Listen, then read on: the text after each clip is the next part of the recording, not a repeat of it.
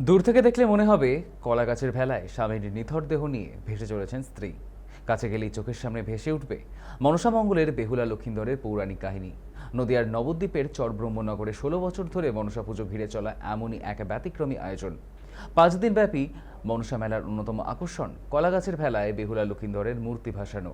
স্থানীয়দের দাবি, চরব্রহ্মনগর ও সংলগ্ন এলাকায় দেবী মনসার আরাধনার ইতিহাস শত বছরেরও বেশি পুরনো। একসময় সাপের উপদ্রব ও সাপের কামড় থেকে রক্ষা পাওয়ার আশায় ঘরে ঘরে এই পুজো শুরু হয়েছিল। ১৬ বছর আগে তা সার্বজনীন রূপ পায়।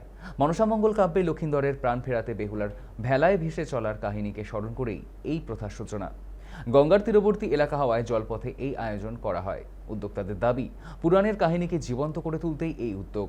প্রতি বছর এই বিরল দৃশ্য দেখতে ভিড় জমান স্থানীয় মানুষ ও ভক্তরা।